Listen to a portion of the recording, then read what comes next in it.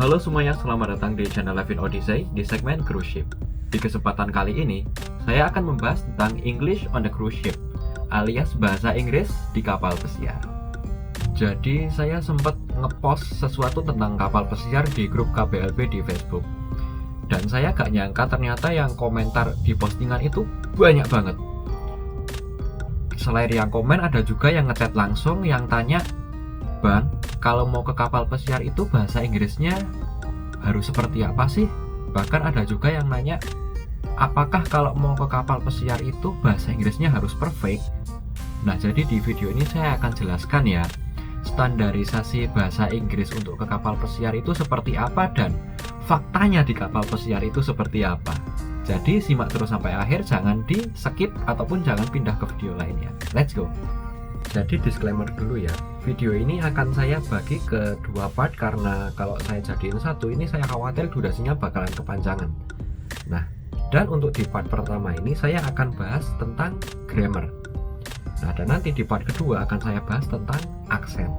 Nah, karena dua hal ini yang selalu menjadi masalah, selalu dikhawatirkan oleh orang yang pengen ngomong bahasa Inggris gitu. Oke, yang pertama saya bahas dari grammar dulu ya. Jadi grammar ini bisa dibilang sebagai tata bahasa. Nah, di dalam grammar ini ada 7 unsur utama penyusun grammar. Yang pertama ada huruf, yang kedua tanda baca, ketiga kata, keempat frase, kelima klausa, keenam kalimat, dan yang ketujuh ada tenses. Nah, dari 7 unsur ini itu pun masih dicabangkan lagi. Ya, contohnya dari kata aja ya. Kata itu masih ada kata benda, kata keterangan, kata sifat, kata ganti, kata depan, kata penghubung, dan sebagainya. Nah, untuk grammar di sini, apakah kalian perlu menguasai semua itu secara sempurna? Sebenarnya nggak harus ya.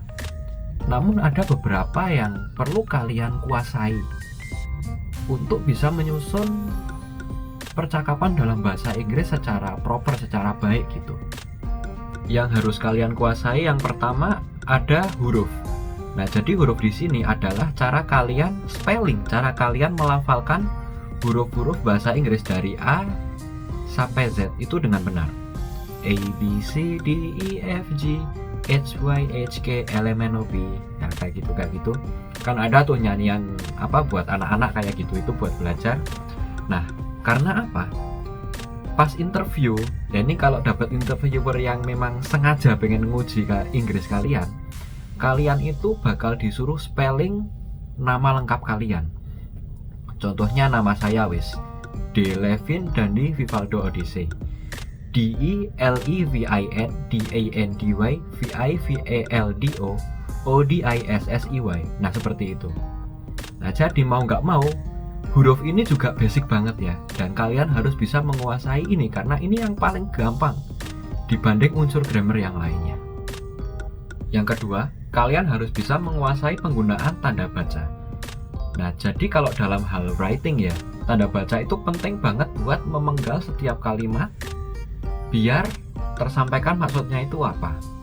Nah, kalau kalian salah menempatkan ataupun menggunakan tanda baca, nah itu maksud kalimatnya bisa berubah. Kalau di speaking bagaimana? Nah, ini berkaitan dengan jeda kalian waktu ngomong maupun intonasi cara ngomong kalian.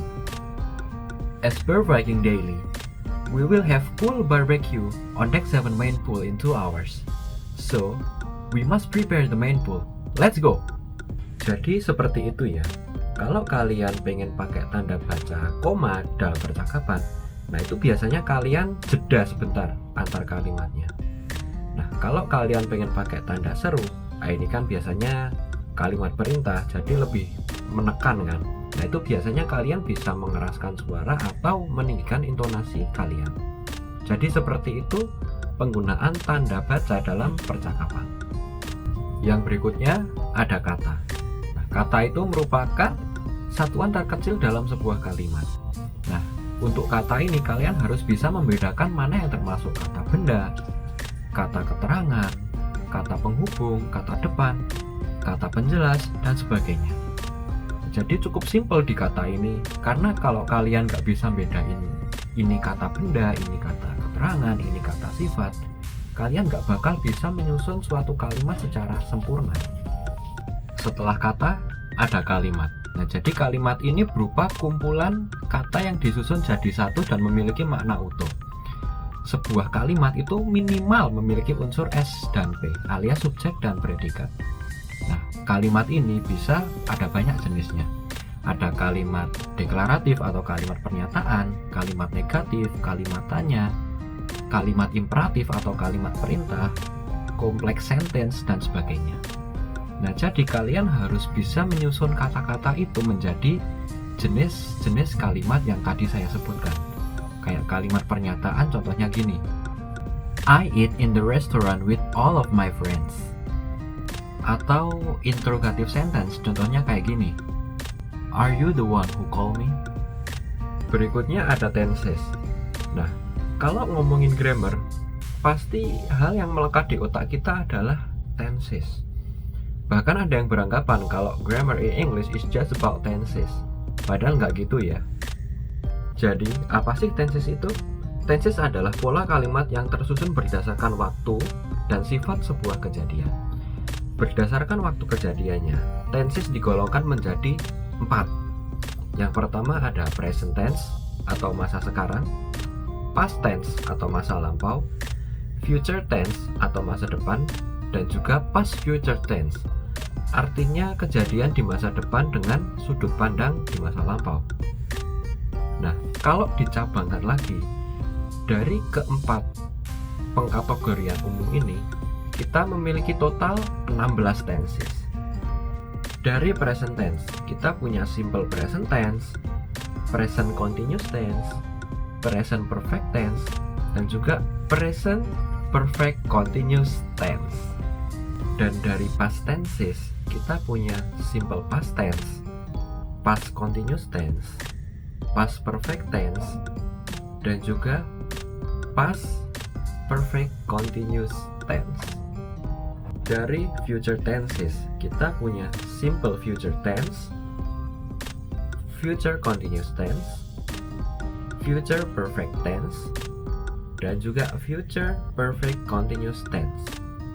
Dari past future tenses, kita punya simple past future tense, past future continuous tense, past future perfect tense, dan juga past future perfect continuous tense. Dan dari 4 kategori itu, serta 16 jenis tenses yang udah saya sebutkan tadi, mana yang harus kalian kuasai untuk minimal bisa menembus ke kapal pesiar? Untuk kategori waktunya, kalian cukup bisa menguasai yang present, past, dan juga future-nya aja. Nah, untuk jenisnya, kalian seenggaknya kuasai yang simple tenses dan juga continuous tenses. Nah, untuk yang perfect gimana? Nah, itu opsional karena kita jarang banget pakai yang perfect gitu untuk kegiatan sehari-hari di kapal pesiar. Dari ke-16 tenses itu, kenapa saya cuma tekankan kalian harus bisa menguasai 6 tenses aja, yaitu dalam bentuk simple dan juga continuous tenses.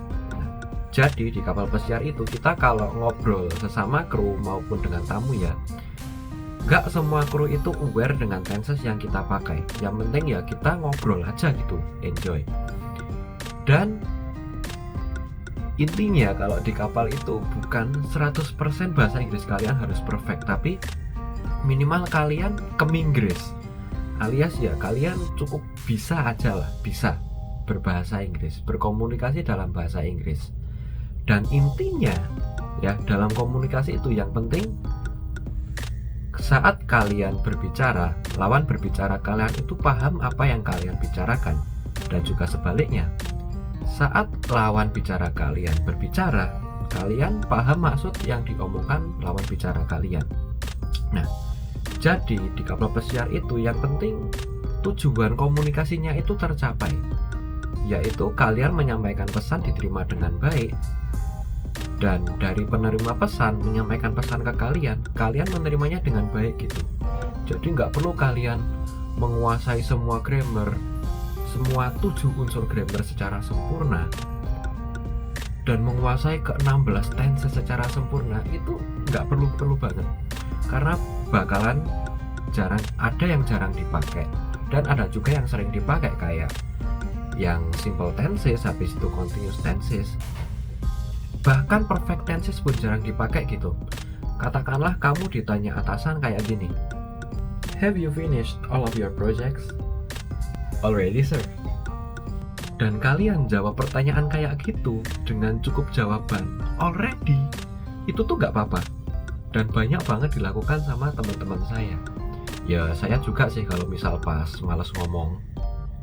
Jadi masalah grammar ini jangan dibikin pusing ya, karena kalian cukup pelajari inti-intinya aja dulu.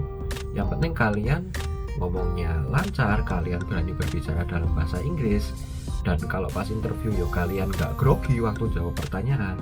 Nah itu minimal udah cukup kok. Dan untuk penyempurnaannya, nah itu bisa kalian lakukan pas on board. Karena kalau saya amati selama ini ya, ada beberapa crew member yang memang bahasa Inggrisnya yang menurut saya tuh bagus banget. Penggunaan tensesnya juga tepat, accentnya juga bagus, habis itu pronunciation-nya tepat. Nah kalian bisa belajar dari orang itu. Ya kalau saya amati juga yo, rata-rata yo, maaf ini bukan yo bawa-bawa warna kulit apa gimana, tapi kalau rata-rata orang berkulit hitam itu bahasa Inggrisnya bagus-bagus kalau di kapal. Nah dan kebetulan pas kontrak lalu, saya itu sekamar dengan orang dari Uganda. Nah dari dia saya itu mulai belajar gitu loh menggunakan tenses dengan tepat. Dan sekarang pun saya masih belajar gitu. Akan tetapi nggak menutup kemungkinan juga ada kru member dari negara-negara Asia, yos katakanlah Indonesia, Malaysia, habis itu Filipina, Thailand, Vietnam, dan lain-lain. Itu mereka juga memiliki kemampuan bahasa Inggris yang bagus. Nah jadi kalian bisa belajar dari orang-orang ini pas kalian on board.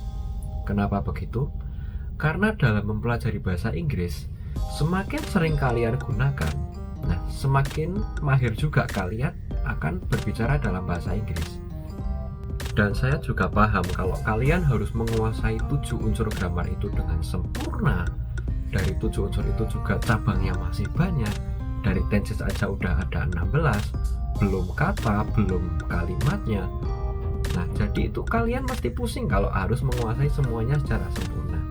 Jadi kalian cukup kuasai saja unsur-unsur yang saya sebutkan tadi, mulai dari huruf, terus tanda baca, habis itu ada kata, habis itu ada kalimat, dan juga ada tenses. Nah jadi itu aja yang kalian pelajari. Dan tenses pun kan saya cuma nyebutin simple kan, kalian cukup bisa 6 aja.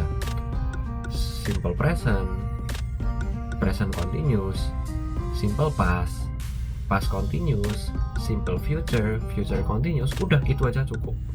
Nah untuk sisanya kalian bisa pelajari pas on board, saat kalian ketemu orang yang Inggrisnya bagus dan kalian belajar langsung dari orang itu. Yo maksudnya nggak belajar langsung minta tolong, bro aku ajarin gini, tapi kalian amatin cara ngomongnya, kalian amatin tensesnya, kalian amatin pronunciation-nya, dan juga kalian amatin gimana ya cara dia ngomong itu bagaimana, apakah dia ngomongnya cepet banget atau ada yang pelan-pelan tapi jelas. Nah itu. Dan tak kasih tahu ya, seringkali orang luar negeri, ini saya ngelihat dari tamu-tamu saya ya, yang notabene orang US, orang UK, ada orang Aussie juga, kadang ada orang New Zealand. Nah itu kalau berbicara dalam bahasa Inggris, mereka itu jarang banget memperhatikan grammar. Nah jadi mereka lebih milih ngobrol santai aja gitu, ngobrol dengan kata-kata yang populer, ngobrol secara gaul gitu. I mean kalau kayak di bahasa Indonesia gitu ya, nah ngomongnya itu udah kayak bukan aku kamu, saya anda, tapi lo gue. Nah gitu. Dan juga mereka jarang banget pakai kata-kata yang benar-benar baku, benar-benar formal cara ngomongnya, tapi mereka justru ngomongnya santai, jarang banget merhatiin grammar. Katakanlah kalau menyebutkan waktu ya, itu kan normalnya a quarter past 10, a quarter past 11, 11 to 10, a half past 3 dan sebagainya. Tapi kita kalau ngejawab ataupun mereka ngomong kadang-kala jadi gini. Excuse me young man, do you have any idea what time the lobster night will be started? So the lobster night will be started at 6:30 p.m. sir. Make sure that you'll be there. Jadi kalau kalian menyebutkan jam 6:30 p.m. gitu, jam setengah 7 malam, nah itu kalau kalian dulu pelajari di sekolah dasar kan itu a half past 6 kan. Nah, kalian nyebutin 6:30 p.m. pun itu nggak masalah dan mereka paham gitu, malah lebih paham. Katakanlah jam 4:28 sore, kalian bisa bilang 4:28 p.m. dan itu nggak masalah. Ataupun 16:28, nah itu juga nggak masalah. Yang penting ya itu loh yang saya sebutin tadi, mereka lebih ngeh pakai Inggris yang populer daripada Inggris yang baku-baku banget gitu loh. Nah jadi kalian nggak usah khawatir kalau Inggris kalian harus baku, grammar kalian harus perfect, kalian harus ngerti semuanya, itu nggak perlu banget.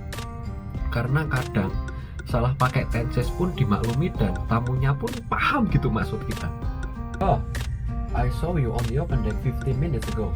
Yes sir, I'm there 15 minutes ago, and I'm here to help my friend with his work. Jadi yang harusnya kalian bilang I was there 15 minutes ago, tapi kalian malah bilang I'm there 15 minutes ago, dan itu pun nggak masalah. Itu salah tapi nggak masalah, dan juga nggak dipermasalahkan, dan tamunya pun paham. Jadi ini buat menyemangati kalian ya. Orang native speaker bahasa Inggris, katakanlah orang US, orang UK, orang Aussie, orang New Zealand dan lain-lainnya itu kalau melihat orang dari negara lain yang bahasa utamanya bukan bahasa Inggris dan berusaha untuk berbicara dalam bahasa Inggris biarpun masih belepotan, masih gagap, masih lidahnya keseleo, itu mereka udah menaruh respect. Karena apa? Mereka menghormati kalian dan mereka nggak ngetawain kalian gitu loh. Mereka menghormati kalian karena kalian udah berusaha berbahasa dengan bahasa mereka gitu, dan mereka seneng gitu loh. Nah jadi kalian jangan takut berbahasa Inggris, karena kalian nggak bakal diketawain oleh para native speaker. Justru kalian malah bisa mendapatkan motivasi untuk belajar lebih baik lagi. Karena kalian tahu, oh bahasa Inggrisku belum sempurna nih, jadi aku harus belajar biar suatu saat aku bisa berbahasa Inggris secara baik dan benar gitu. Nggak kayak di plus 62 yang kalian medok dikit aja udah dikatain, walah Jawi so Inggris lo. Nah jadi beda SDM ya kalau saya bilang ya, sorry to say, beda SDM. Oke, jadi itu dia pembahasan kita tentang English on a Cruise Ship edisi grammar kali ini. Nantikan video part 2 yang akan membahas tentang aksen ya. Nah, terima kasih buat yang udah nonton dari awal sampai akhir. Jangan lupa untuk tekan like, share, dan juga subscribe ke channel ini. Main-main juga ke akun sosial media saya di sini. Sekian, ciao.